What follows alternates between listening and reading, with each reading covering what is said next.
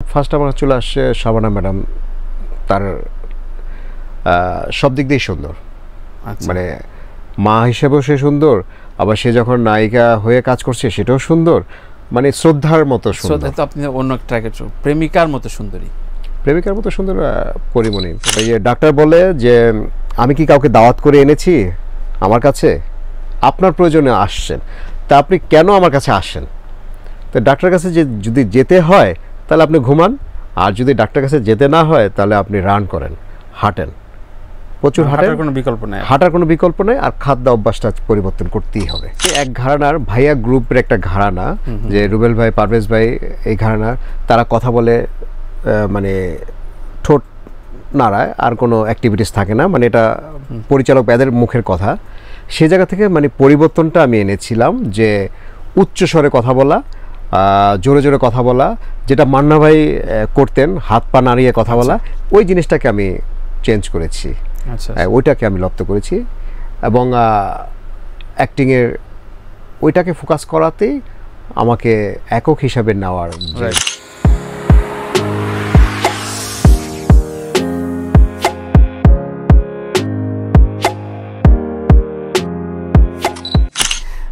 ইন্ডাস্ট্রির ছলনাময়ী নারীকে আমি জানি না, মানে বিভিন্ন উপকরণে আসলে আমি ছলনাময়ী এই অর্থে যে নানানভাবে আর কি। আমার সাথে আসলে সিনিয়রদের নামও বলতে পারেন। না, আমি তাদের শুধু মনে কষ্ট ভয় পান। অবশ্যই সিনিয়রদের তো অবশ্যই ভয় পাই, কারণ ওই ভয় পাই বিধায়, মানে ভয়টা না ঠিক, ওই ভয় না, মানে শ্রদ্ধা করি তাদেরকে, আর কিছুই না। সবচেয়ে সুন্দরী কে আপনার দৃষ্টিতে? সবচেয়ে সুন্দরী একদম ববিতা সামানা থেকে শুরু করে আপনি বলতে পারেন এখনকার পরিমণি পর্যন্ত সবচেয়ে সুন্দরী কোন নারী, কোন নায়িকাকে আপনার ভালো লাগছে, মানে মনে হয়েছে যে একে এজ এ টপ মোস্ট আর কি? নায়িকা যদি বলেন আর সুন্দরী বলেন, সুন্দরী ব্যাপারটা হলো একরকম। নায়িকা দেখতে পরিমণিকে নায়িকা খুব সুন্দরী মনে হয়, কিন্তু অভিনয় না, আমি একদম সুন্দরী শব্দের আপনার কাছে যে মানে মেয়েটার ছবি আপনার সামনে ভাসছে এখন বলেন। মানে আপনার কথা ফার্স্ট আমার চলে আসছে শাবানা ম্যাডাম। তার সব দিক দিয়েই সুন্দর, মানে মা হিসেবেও সে সুন্দর, আবার সে যখন নায়িকা হয়ে কাজ করছে সেটাও সুন্দর, মানে শ্রদ্ধার মতো সুন্দর। তো আপনি অন্য একটা প্রেমিকার মতো সুন্দরী, প্রেমিকার মতো সুন্দর পরিমণি। আপনার এখন ডেইলি রুটিন ব্যাপারটা আবার সবসময় অনেকে বলে যে কাজের পরে অনেকের আড্ডা থাকে, আমার বেলায় সেটা নাই, এবং আমি যা মনে করি আমার ওস্তাদের বেলাও সেটা নাই। মানে শুটিং শেষ বাসা, তো আমি ঘুমাতে পছন্দ করি রাত 12টা-1টার মধ্যে আমি ঘুমিয়ে যাব, এবং 12টার পর অনেকে পায় না আমাকে, আবার আর্লি উঠে যাব। সোশ্যাল মিডিয়ায় আপনি কেমন সময় দেন? খুব কম, খুবই। আমি স্ট্যাটাস পোস্ট খুব কম। এটা কি মানে আপনার অ্যালার্জি আছে না, মানে ইচ্ছা করে না নাকি? না, কেন জানি হয়ে ওঠে না। নিষেধ আছে?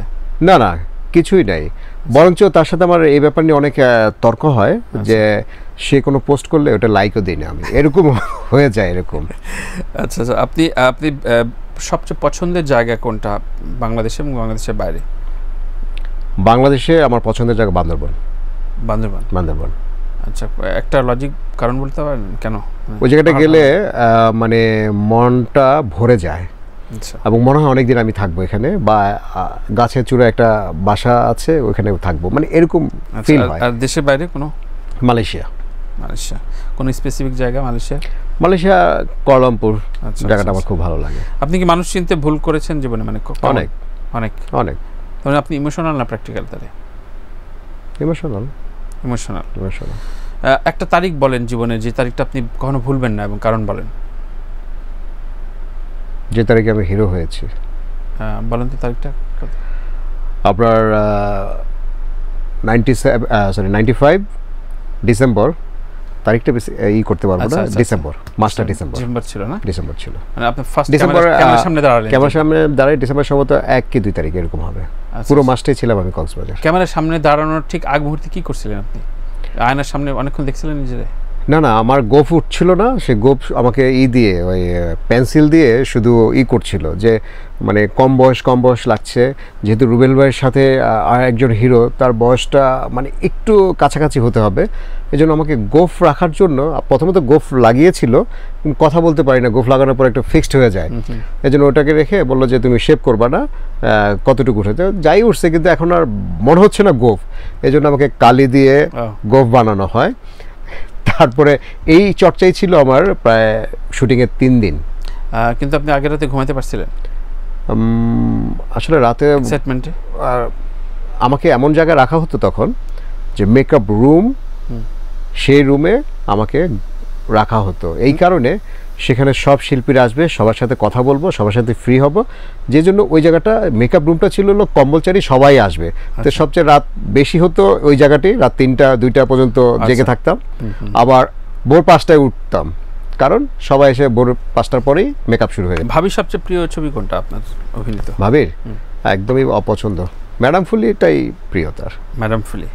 আচ্ছা, আপনাকে নিয়ে সবচেয়ে বেশি গর্ব করে আপনার পরিবার বা কাজিনদের ভিতরে কে, নামটা কে, সে ছেলেটা বা মেয়েটা?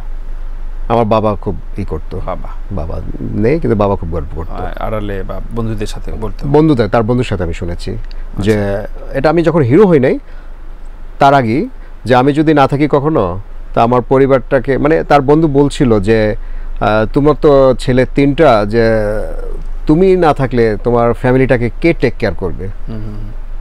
আমি তার পাশের রুমে থেকে শুনছি যে আমার বাবা বলছে মেজোটার উপর আমার একটু ভরসা আছে, আমি মেজো ছেলে, তাই তো ওই যে কথাটা শোনা যে বাবা বলছে যে মেজোটার উপর একটু ভরসা আছে, সেই ভরসা, সেই কথাটাই আমি পালন করে আছি এখনো। আলেকজান্ডার বাবু, আপনি দক্ষিণ এশিয়ার সবচেয়ে সেরা ইনস্ট্রাক্টর, সো সেই জায়গা থেকে আমাদের আমজনতার 3টা টিপস দেন, যেটা সুস্থ সবল থাকার জন্য, যে সকালে উঠে এই করলে আপনার যে কোনো একটা প্র্যাকটিস দেন।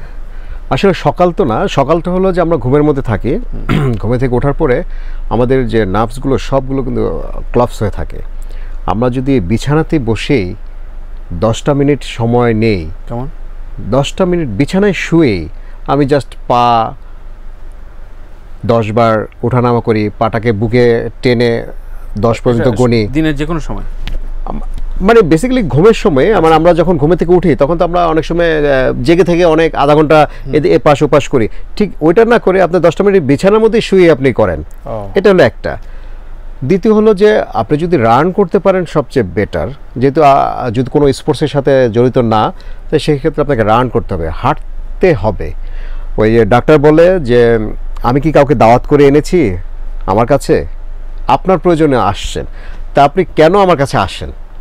তো ডাক্তারের কাছে যদি যেতে হয় তাহলে আপনি ঘুমান, আর যদি ডাক্তারের কাছে যেতে না হয় তাহলে আপনি রান করেন, হাঁটেন, প্রচুর হাঁটেন, হাঁটার কোনো বিকল্প নেই, আর খাদ্য অভ্যাসটা পরিবর্তন করতেই হবে, চেঞ্জ। আপনার দেখা আসলে বারবার দেখা চলচ্চিত্রের নাম কি, অনেকবার দেখেছেন? আমি 2টা ছবি দেখেছি, বাংলাদেশের ছবি, একটা হলো জসিম ভাইয়ের কোরবানি ছবি, আর একটা হলো রুবেল ভাইয়ের লড়াকু। আচ্ছা আচ্ছা, আপনি বলেছেন আপনার প্রিয় ছবি, সেক্ষেত্রে আপনি যদি বলেন যে আপনার সবচেয়ে বেশি প্রশংসা আপনার ডিরেক্টররা কাস্ট করার সময় সবচেয়ে বেশি প্রেইজ করে কোন জায়গাটা, যে তুমি এই পার্টটা, এই জায়গাগুলো খুব ভালো করো, কোনটা আপনি জীবনে বেশি শুনেছেন যে আমার এটাই স্পেশাল আছে? যেটা আমি শুনতে পেয়েছি ডিরেক্টরদের কাছ থেকে, যেহেতু আমি এক ঘরানার, ভাইয়া গ্রুপের একটা ঘরানা, যে রুবেল ভাই, পারভেজ ভাই, এই ঘরানার, তারা কথা বলে মানে ঠোঁট নাড়ায়, আর কোনো অ্যাক্টিভিটিস থাকে না, মানে এটা পরিচালক এদের মুখের কথা, সে জায়গা থেকে মানে পরিবর্তনটা আমি এনেছিলাম, যে উচ্চ স্বরে কথা বলা, জোরে জোরে কথা বলা, যেটা মান্না ভাই করতেন, হাত পা নাড়িয়ে কথা বলা, ওই জিনিসটাকে আমি চেঞ্জ করেছি, ওইটাকে আমি লপ্ত করেছি, এবং অ্যাক্টিংয়ের ওইটাকে ফোকাস করাতেই আমাকে একক হিসাবে নেওয়ার, আপনি যখন তুমুল জনপ্রিয় আলেকজান্ডার বাবু, তখন আপনার তরুণী ভক্তরা কি বলে আপনাকে খুব বেশি প্রেজ করতো, যে ভাইয়া আপনার চোখটা কত সুন্দর, হ্যাঁ, এটা অনেক শুনেছি। এটাই বলতো খালি। এই কালারটা মানে আমার চোখের কালার, আমি তো নিজে দেখি না আমার চোখের কালার কি, বলতো আমার চোখের কালারটা একটু আলাদা, ব্রাউনিশ বলতো। তো আমি অনেকে গিয়ে দেখতাম আসলে কি ব্রাউনিশ, এই চোখ মানে ভালো কিভাবে, ওনাদের চোখে কি জন্য ভালো লাগতো জানি না। আপনাদের জীবনে ভক্তদের অনেক রকম পাগলামি থাকে।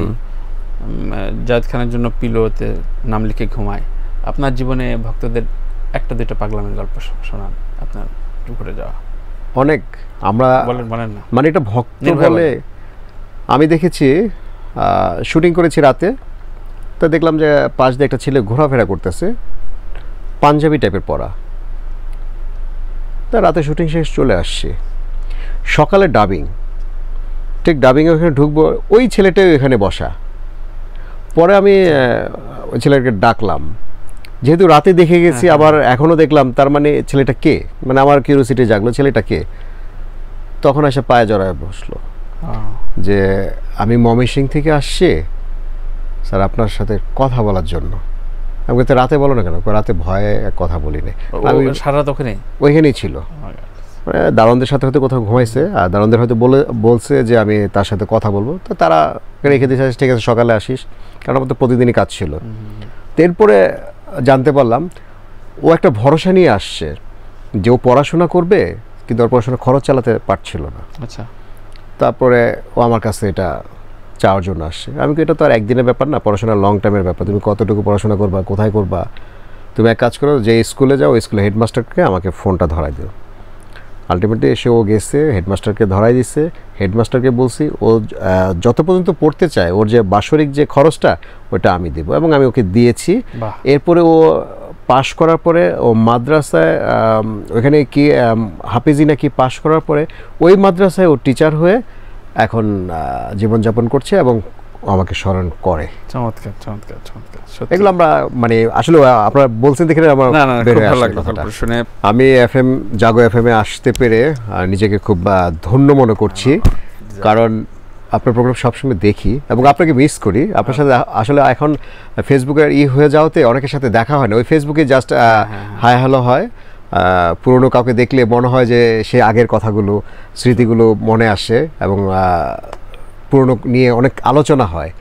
তো এখানে আসতে পেরে যেহেতু ধন্য মনে করছি, এবং পুরনো অনেক স্মৃতি আজকে মানে উঠে আসলো আপনার মাধ্যমে, এবং আপনার উপস্থাপনা এবং আপনার যে টোটাল যে টিম অসাধারণ, খুব ভালো এনজয় করলাম। Thank you. আমি শেষ করবো, আপনার দর্শকদের উদ্দেশ্যে যদি কিছু বলা থাকে শেষ। দর্শকদের কাছে তো একটি চাওয়া যে ভালোকে ভালো বলেন, খারাপকে খারাপ বলেন, কিন্তু সবসময় খারাপ বলে উস্কানিমূলক করে কিছু বলেন না। বাংলা চলচ্চিত্রের সাথে থাকেন এবং বাংলা চলচ্চিত্রকে আরেকটু সমৃদ্ধ করার জন্য আমরা বিদেশি জিনিসটাকে বর্জন করি এবং ভালোর সাথে থাকি।